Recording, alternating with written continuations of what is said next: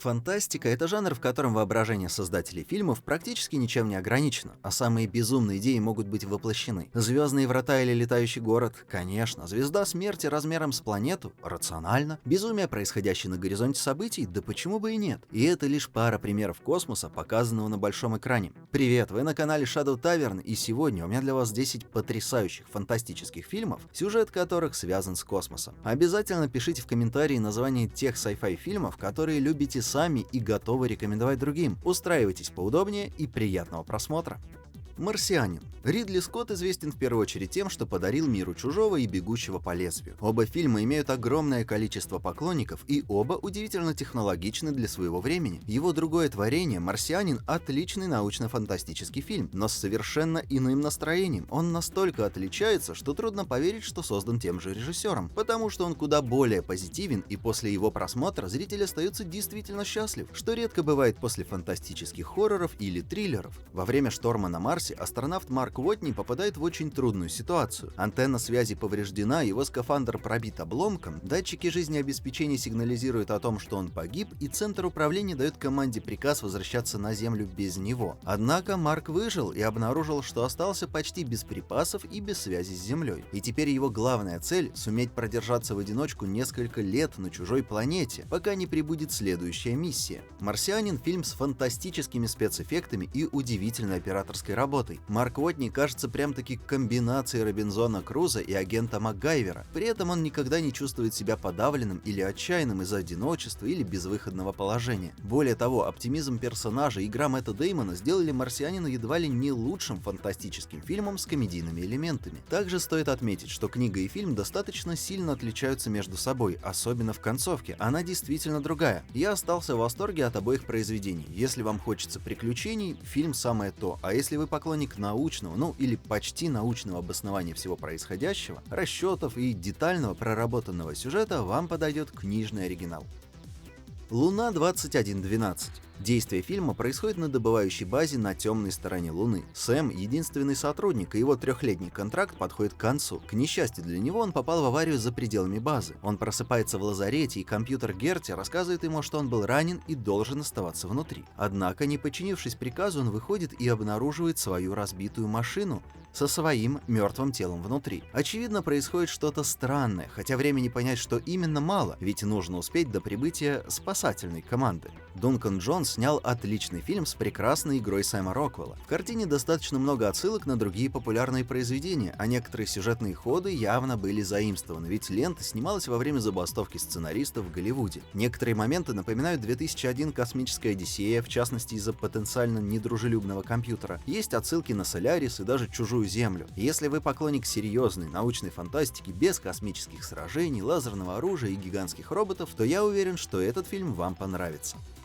И раз уж упомянул 2001 «Космическая Одиссея», есть два мнения про этот фильм. Первое, что это величайшая научно-фантастическая лента из когда-либо созданных. Второе, что сюжет картины настолько непонятный и скучный, что совершенно не стоит потраченного на просмотр времени. Но так или иначе, этот фильм — неотъемлемая часть кинематографа, и его культовый статус обусловлен идеями об искусственном интеллекте и технологиях будущего, которые с каждым годом становятся все более близкими к реальности и правдоподобными. Технически фильм действительно прекрасен. Кинематография впечатляющая, музыкальный фон великолепен, цветовая гамма запоминается. Кубрик привлек к созданию «Космической Одиссеи» 3 дизайнеров-постановщиков и сумел договориться с такими крупными брендами, как IBM, DuPont и Nikon, о том, чтобы они специально для съемок создали концепты того, как их популярные продукты могли бы выглядеть в будущем. 2001 — фильм, вызывающий полемику. Зрители с ним знакомы и почти наверняка или любят его, или ненавидят, и очень редко у кого-то бывает мнение посередине.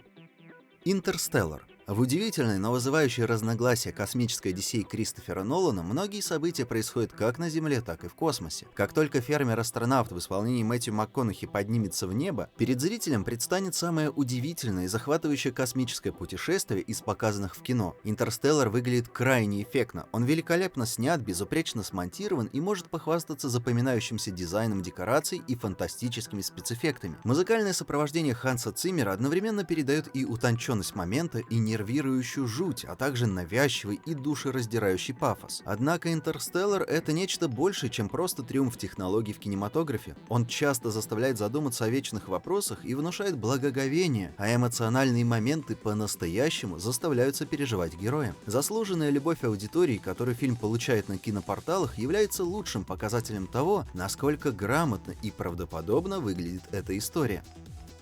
Горизонт событий или же сквозь горизонт. Высмеянная за свой безжалостный садизм и излишнюю дотошность в изображении жестокости, космическая сага Пола Уэса Андерсона сравнительно недавно подверглась переоценке фанатами и была вполне справедливо переведена в разряд культовых фильмов. Его даже иногда называют «Сиянием в космосе» или «Интерстеллар в аду». В «Сквозь горизонт» есть что-то совершенно тревожное и пугающее. Он отличается удивительным тоном, который каким-то образом передает зрителю кошмарное чувство неотвратимой гибели. Сюжет следует за доктором Уиллом Вейером и командой космического корабля Льюис и Кларк, которые отправляются в космос с миссией раскрыть причину пропажи и появления с аварийным маяком другого корабля «Сквозь горизонт», который испытывал экспериментальную технологию перемещения и исчез. Великое изобретение Вейера — гравитационный двигатель, который позволяет путешествовать в космосе, создавая черные дыры, которые сокращают промежуток между точками пространства-времени. Но, как всегда в любом хорошем научно-фантастическом хорроре, подобная попытка обмануть мироздание приносит нечестивые плоды. Злая сила поглощает корабль, вергая спасательную команду в тот же ужас, что и экипаж пропавшего судна. Критики долгое время были враждебны фильму. Его называли незамысловатым триллером в духе «Чужих» и вторичным хоррором. Однако, несмотря на то, что он вышел более 20 лет назад, спецэффекты все еще в хорошем состоянии, а практические эффекты до сих пор способны нагнать жути.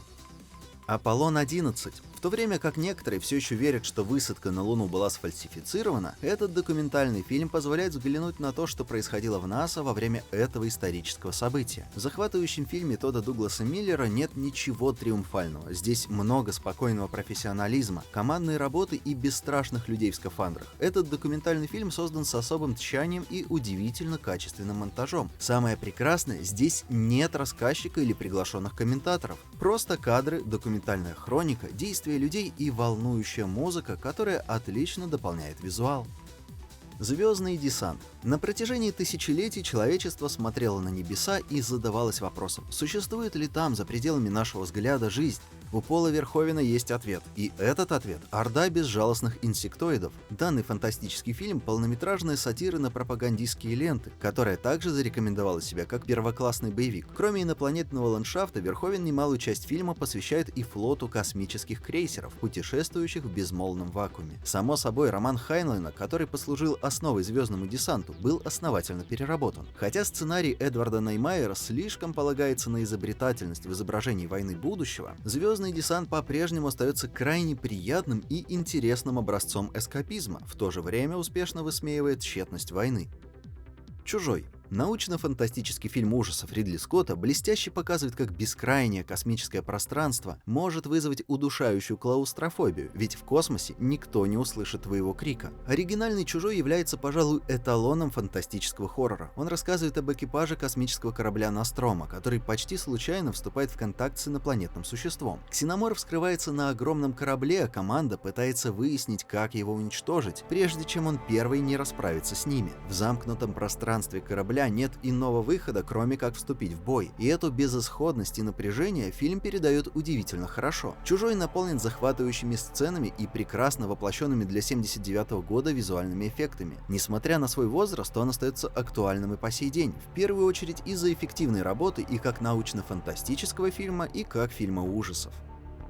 Гравитация. Американская космическая миссия. Ученый в исполнении Сандры Баллок работает над ремонтом космического объекта под присмотром другого опытного астронавта, которого сыграл Джордж Клуни. Внезапная серия взрывов, исходящих от спутника, создает страшный эффект. Повсюду разбрасывается космический мусор, уничтожается шаттл и серьезно повреждаются ближайшие космические станции. К сожалению, на данный момент в живых остаются лишь 2 астронавта. И то ненадолго, если, конечно, не произойдет нечто действительно экстраординарное, что позволило бы им вернуться на Землю. Через 13 минут после начала фильма остаются всего 2 живых персонажа, и других на протяжении всего фильма мы не увидим. Тем не менее, необъяснимым образом сценарий и режиссура не дают фильму быть скучным. Здесь нет слишком спокойных моментов, действие и актерская игра невероятно хорошо сочетаются друг с другом и вовлекают в происходящее на экране. Технически фильм великолепен. Используя только лица актеров, он создает вполне реальный фантастический мир. Зритель действительно чувствует, будто все происходящее снято в космосе. Гравитация, конечно,